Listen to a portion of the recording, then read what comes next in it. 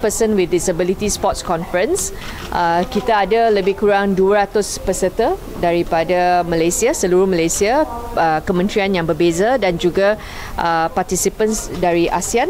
Lebih kurang 40 orang telah datang. Dan perbincangan mereka semua mengenai akses dan bagaimana mereka boleh memperkasakan lagi sukan untuk OKU. Okay? Untuk makluman semua, sebelum ini selalunya untuk mencari bakat atlet para, selalunya diberikan tanggungjawab itu kepada Jabatan Belia dan Sukan Negara. Kini kita telah membuat sedikit perubahan.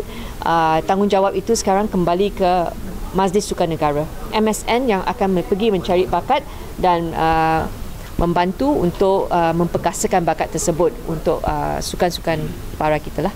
Okay. Saya telah berkongsikan program-program pilot project yang kita ada.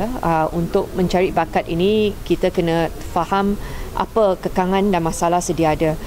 Kenapa Malaysia tak ramai atlet untuk renang, padahal kita banyak sumber air. Dan bila kita lihat akses kepada kolam renang tersebut telah berkurangan kerana banyak facility owner telah tidak lagi membina kolam renang kerana kos untuk mereka menyelenggarakan swimming pool itu mahal. Jadi bila dah kekurangan swimming pool, kolam renang, hanya yang kaya tahu berenang.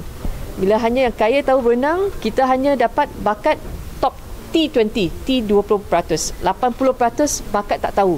So kita kena cari jalan untuk bantu yang 80% yang tidak tahu berenang. Bila kita buka akses nanti, bukan saja kepada able swimmers tetapi untuk para swimmers, kita akan dapatlah bakat-bakat baru. Sekarang sudah ada dapat sedikit statistik keluar, Sungai Petani, Selangor semua mempunyai bakat OKU yang tahu berenang.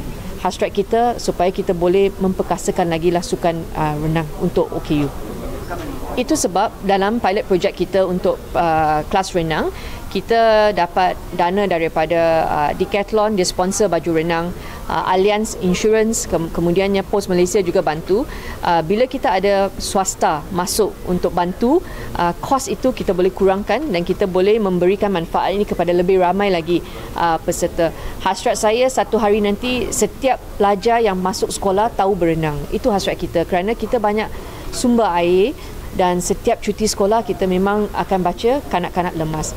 So bila kanak-kanak tak tahu berenang sampai dia tua warga emas pun, waktu banjir pun dia tak tahu bagaimana untuk berenang. Jadi ini adalah kemahiran asas yang kita telah mulakan dan saya berharap bila kita pergi bercakap, pihak-pihak swasta akan gunakan duit CSR mereka untuk melabur dalam projek yang sangat bermakna seperti ini. Bila kita buat projek seperti ini, mantan-mantan atlet renang mereka ada satu career path. Dengan adanya pelepasan cukai RM1,000, banyak kelab renang sekarang mereka boleh bagi resit untuk latihan sukan dan industri sukan renang semakin berkembanglah kerana adanya kelas renang di setiap negeri sekarang.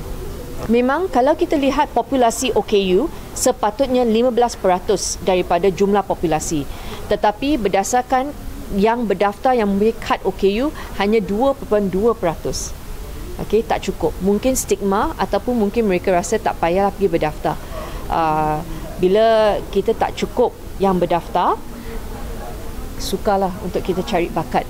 Dan sekarang kita tak boleh hanya bergantung kepada JBSN. Kita telah minta Majlis Sukan Negara kena masuk. Kita kena peluaskan lagi pencarian bakat kita. Itu sebab saya percaya dengan adanya insentif pelepasan cukai RM1,000 untuk sukan ini, ibu bapa dan semua boleh mula melabur. Dan ekosistem sukan ini dia bukan saja satu sektor. Dia tak boleh pergi cari bakat saja kalau tak ada pertandingan. Kita ada banyak grant sekarang, grant padanan sukan, dana sukan komuniti. Harapan saya persatuan-persatuan ini akan jadi lebih proaktif dan aktif dan jangan bergantung hanya kepada atlet-atlet yang selalu bawa pulang pingat. Kita tak boleh hanya bergantung pada Lek Hau, Bonnie, Ziyad. Kita kena pergi cari bakat barulah. Okey.